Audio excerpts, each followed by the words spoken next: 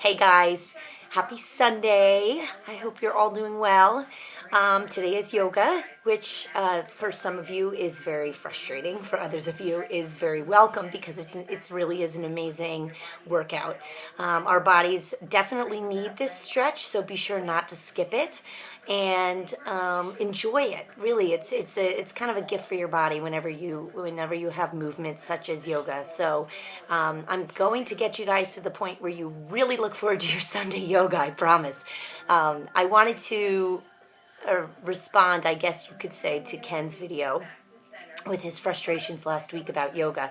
And hopefully by breaking it down a little bit, it won't be so frustrating and it will kind of make a little bit more sense to you. So really what I want you to think about with this workout too is the importance of your breath during yoga and really consciously thinking about deep inhales and deep exhales. You're breathing through your nose, kind of creating that sensation in your neck, almost like a Darth Vader sound, I guess you could say. So really deep inhales and exhales through your nose. And the whole point of vinyasa, which Autumn does in the beginning of this DVD, is it's movement. It's moving your body with your breath. So I want you to get to the point, hopefully, where you don't even have to watch the DVD and you just kind of listen to her voice as your guide and move your body. And that being said, if she moves too fast, don't muscle your way through. Don't power your way through it. Just kind of listen to your body and move and do the best that you can. I'm going to go through a few modifications and hopefully that helps. I have it going in the background here, and I'm going to try to remember the best I can what Ken was having problems with. So hopefully you guys can see me okay. I think that the biggest thing was the sun salutation in the beginning. And, she does have you start with your chair pose, which we should all be able to do pretty well by now.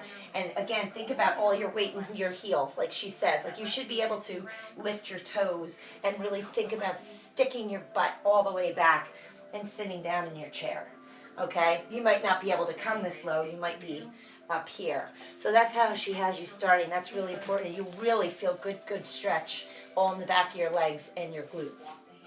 So, with the sun salutations, when you get inhaling up and exhale, Ken, you were frustrated because you couldn't come all the way down here to the mat when you fold forward, okay?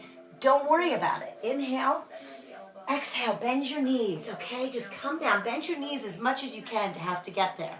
And when she has you inhaling to a flat back, if you're not here, see how my back is nice and straight? Then you're here, okay? You can be all the way up here. That's okay. Hands on your thighs. Inhale. Think about your legs straight. Inhale. And then exhale, coming all the way back down. So when you're moving through your inhales and exhales, if you're not here, inhale and exhale, then you're here, okay? Your exhale and then your inhale, okay? Just go wherever your body will take you. Now, moving back through the vinyasa, you'll hear her say either step or jump back. Essentially what that means is getting from here or here. She's going to have you get from this position into your high push-up position. So as you see, I just stepped back. You will see some advanced yogis who will come exhaling down and then jump back to that position, okay? So don't worry about that. Step back to your plank, okay? And don't worry about the fact that you can't jump back. It's totally okay. From there, she says, lower down chaturanga, okay? Essentially what a chaturanga is you're lowering your body down to the mat using the form of a tricep push-up. So think about a tricep push-up with your elbows squeezed into your rib cage and you are pressing your elbows all the way back. Not a traditional push-up here. So with the chaturanga, you're in your high push-up position and you're lowering yourself all the way down like this. And then she has you pulling through to an upward-facing dog and then pushing back, downward-facing dog. Now, you can't do that? Doesn't matter. Here you are in your plank. when she says lower down, instead of coming down into your chaturanga, you lower your knees, your chest and your chin, and pull through like this into a baby cobra. Okay, again, my elbows are pressed into my ribs, and I'm pressing up, and then you come back, pressing through a child's pose, curling your toes underneath onto the mat so you can press back into your downward facing dog. Okay, so it kind of breaks it down a little bit more. Just think when you're back, knees, chest, chin to lower down instead of coming into a full chaturanga, okay? So when you're in your downward facing dog, and she has you lifting your leg up, do the best you can. If you're here, perfect. If you're way up here, then that's great too, okay? Lift up. Now, for a lot of people, it's hard to step your foot through. If you watch Kat on the video, she uses her hand to help her leg through. Certainly do that if you have to. I don't care how it gets there, just make sure it gets there. So lift up, and if you have to, take your hand and help it through, okay? Now, in your lunge, she has you in your lunge. The most important thing here is if you see my knee over my ankle, okay? You see the right angle that's being formed here? Okay, you don't want this. See how my knee is jetting past my ankle? That you don't want, okay? And you don't want to be up here. As much as you can, you want to have that knee over your ankle, okay? And then you're lifting up. I am pressing so much right now through my back heel. The entire back of my leg is fully engaged, okay? And I'm coming up. When she has you move through the warrior poses, a lot of times warrior one, it can be a very difficult pose because it's a hip opener, okay? So someone like me, I have to keep my feet separated, so like more on railroad tracks as opposed to like in line with one another, because the most important thing here is to have your hips square facing forward, okay? So just think about your hips. I always put my hands on my hips and kind of twist it around a little bit to make sure I know that they're facing forward, okay? And then she has moving into the warrior two, which, you know, your body is facing to the side this time. Now your hips are facing this way, and your arms are extended, and you're gazing over that front arm. Side angle.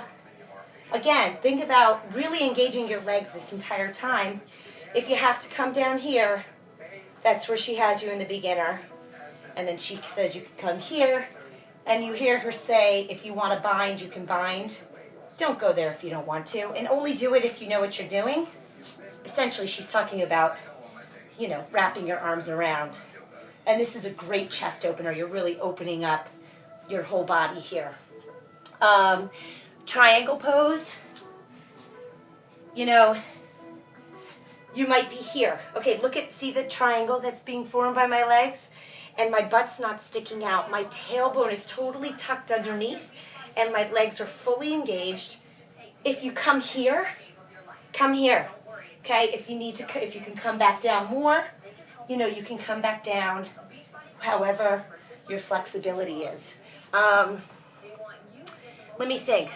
Oh, balancing with the tree pose. I think she does a good job just explaining that if you need to keep your toes on the mat, that's perfectly fine, and balance here. And then work your way so you go here, and then ultimately, the better you get, you bring your foot up here. What you don't want is here, okay? No pressure on that knee, because that's where you're going to get hurt. Let's see. Oh, I know. When your legs are straddled, the further your legs are apart, the easier it's going to be for you to get down to the mat. I know she has some moves where you have your hands underneath.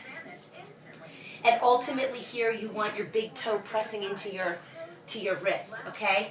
If you can't get here, you could either bend your knees and do it, or still just think about keeping your legs straight and keep your hands here. Okay, this is all stretching This should feel amazing, okay? This should be so great all the way down the back of your legs. Should feel amazing. Grab where you can, okay? Grab your calves and pull down, okay? Grab the back of your thighs and pull yourself down. You'll see that you'll be able to do more and more if you stick with the yoga. Your flexibility will definitely increase. You know, the same thing with those moves when you're down on the mat and your legs are spread. You know, really think about sitting up nice and tall. Okay, my legs right now are super duper engaged. My feet are flexed and I'm really pressing out through my heels. So right now, my entire legs are fully engaged. I can see all my muscles and I can feel this awesome, awesome stretch, okay? If you can only come here, that's where you come. Next week, try to walk your hands a little bit further. So every week, the more and more you go, you can get your hands, you know, full as far forward as you can. And, you know, if you want to come all the way down, you can come all the way down. But again, the further you come, the more stretch. Same thing with coming to the side. Okay, guys, I got cut off. I guess I went too long.